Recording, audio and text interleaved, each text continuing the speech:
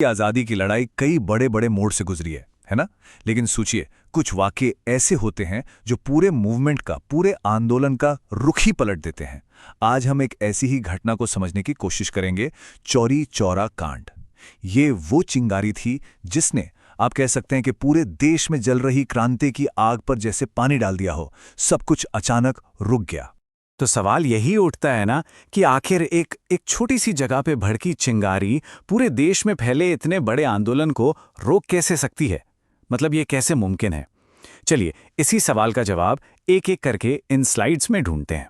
तो सबसे पहले थोड़ा टाइम में पीछे चलते हैं। उस वक्त का भारत कैसा था, ये समझना बहुत जरूरी है। बात है 1920 के दशक की शुरुआत की, और गांधी जी की लीडरशिप में जो असहयोग आंदोलन चल रहा था वो अपने पीक पर था, मतलब पूरे जोरों पर। ये असहयोग आंदोलन था क्या? सीधा साधा मतलब था अंग्रेजी हुकूमत के साथ कोई सहयोग नहीं करना। गांधी जी के कहने पर पूरे देश में लोग, लेकिन पूरी तरह से अहिंसक तरीके से, ब्रिटिश राज का विरोध कर रहे थे। इसका जो कोर आइडिया था, जो मूल सिद्धांत, वो था अहिंसा, नो वायलेंस। जरा उस माहौल को इमेजिन कीजिए। पूरा देश, मतलब पूरा देश एक साथ खड़ा था। क्या जबरदस्त जोश था लोगों में। उम्मीदें आसमान छू रही थीं। सबको लग रहा था कि बस अब आज़ादी मिलकर ही रहेगी, बहुत करीब है। और इसी उम्मीद और जोश से भरे माहौल के बीच देश के एक बिल्कुल छोटे से कस्बे में कुछ ऐसा हो गया जिसने इतिहास की धारा ही मोड़ दी। अब हम सीधे चलते हैं चौरी चौरा और देखते हैं कि आखिर हुआ क्या था उस दिन। तो तारीख थी 4 फरवरी 1922। सुबह सुबह का वक्त था। सेना के एक रिटायर्ड सैनिक थे, भगवान अहीर। उनकी लीडरशिप में लोग महंगाई के खिलाफ एक शांतिपूर्ण, बिल्कुल पीसफुल जुलूस निकाल रहे थे। दोपहर तक सब ठीक था, फिर पुलिस ने उन्हें रोक लिया। बस वहीं बात बिगड़ गई। बहस हुई, फिर हाथापाई शुरू हो गई। सिचुएशन इतनी बिगड़ी कि पुलिस ने पहले तो वार्निंग शॉट्स फायर किए और फिर सीधा भीड़ पर गोली चला दी। और बस इसके बाद तो जो होना था वही हुआ। भीड़ का गुस्सा बेकाबू हो गया। लोगों ने सीधा पुलिस स्टेशन पर ही धावा बोल दिया। पुलिस के इस फायरिंग में 3 प्रोटेस्टर्स की जान चली गई। और बस यही वो पल था जिसने सब कुछ बदल कर रख दिया। एक शांतिपूर्ण प्रदर्शन पर इस तरह की हिंसा, उसने भीड़ के सब्र का बांध तोड़ दिया। उनका गुस्सा अब लावा बन चुका था। और उस गुस्से का नतीजा, लोगों की उस बेकाबू भीड़ ने पुलिस स्टेशन को आग के हवाले कर दिया। उस आग में 22 पुलिस वाले मारे गए। जो सुबह एक शांतिपूर्ण प्रदर्शन था, वो शाम होते होते एक भयानक, बहुत ही भयानक हिंसा में बदल चुका था। अब सोचिए, जब इस हिंसा की खबर महात्मा गांधी तक पहुंची होगी तो क्या हुआ होगा। उनके सामने एक बहुत बहुत मुश्किल फैसला था। एक ऐसा फैसला जो सिर्फ राजनीति का नहीं बल्कि उनके सिद्धांतों का था।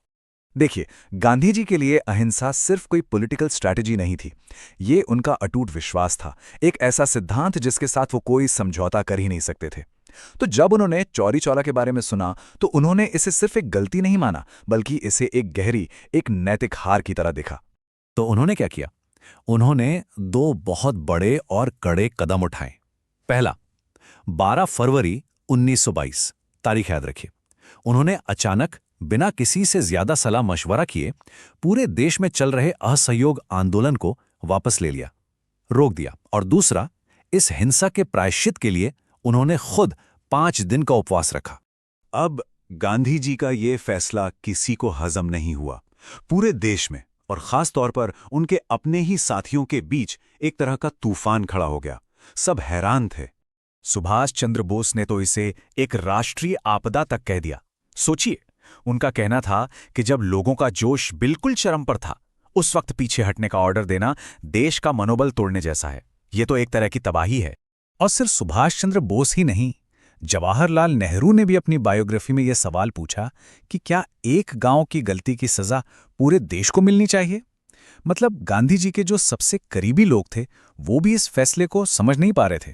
लेकिन इस घटना और गांधी जी के इस जबरदस्त फैसले का एक नतीजा और हुआ। इसने आजादी की लड़ाई के लिए एक एक बिल्कुल नई राह खोल दी। अब चलिए देखते हैं कि वो नई राह आखिर थी क्या। खैर, घटना के बाद अंग्रेजी सरकार ने बहुत सख्त एक्शन लिया। 225 लोगों पर केस चला और लोअर कोर्ट ने तो 172 लोगों को सीधे फांसी की सजा सुना दी। लेकिन यहीं पर पंडित मदन मोहन मालवीय जी ने एक, आप कह सकते हैं कि ऐतिहासिक केस लड़ा। उन्होंने इतनी जबरदस्त दलीलें दी कि 151 लोगों को फांसी के फंदे से बचा लिया गया, पर फिर भी 19 लोगों को फांसी दे दी गई। तो इस सब का असर सिर्फ बाहर सड़कों पर नहीं हुआ, कांग्रेस पार्टी के अंदर भी हुआ। पार्टी में ना 2 ग्रुप बन गए। एक ग्रुप था जो कहता था कि नहीं, हमें सड़कों पर ही अपना संघर्ष जारी रखना है, और दूसरा ग्रुप था जिन्हें प्रो चेंजर्स या परिवर्तनवादी कहा गया। उनका मानना था कि अब रास्ता बदलना होगा। अब हमें लेजिस्लेटिव काउंसिल में, मतलब विधानसभाओं में जाकर अंदर से अंग्रेजों का विरोध करना होगा। और इसी नई सोच का नतीजा क्या निकला? 1923 में स्वराज पार्टी का जन्म हुआ। इसे बनाने वाले थे मोतीलाल नेहरू और CR दास जैसे बड़े नेता। तो जो सबसे बड़ी बात निकल कर आई वो ये थी कि आंदोलन की जो स्ट्रैटेजी थी वो अब पूरी तरह से बदल चुकी थी। अच्छा, इससे जुड़े कुछ और भी जरूरी फैक्ट्स हैं। जैसे उस वक्त भारत का वाइसरॉय कौन था? वो था लॉर्ड रीडिंग। और इस घटना के कुछ ही दिन बाद 10 मार्च 1922 को गांधी जी को गिरफ्तार करके 6 साल की जेल की सजा सुनाई गई। एक और मजेदार बात, चौरी और चौरा ये असल में 2 अलग-अलग गांव हुआ करते थे, जो अब इतिहास में हमेशा हमेशा के लिए एक साथ जुड़ गए हैं। और हाँ, आज वहां उन 19 शहीदों की याद में एक मेमोरियल भी है। तो घूम फिरकर हम वापस उसी सवाल पर आ जाते हैं, क्या एक इंसान को ये हक था कि वो पूरे देश के आंदोलन की दिशा बदल दे, या फिर ये एक लीडर की दूर की सोच थी जिसने आंदोलन को एक हिंसक रास्ते पर जाने से बचा लिया, एक ऐसे रास्ते पर जहां अंग्रेज उसे शायद आसानी से कुचल देते?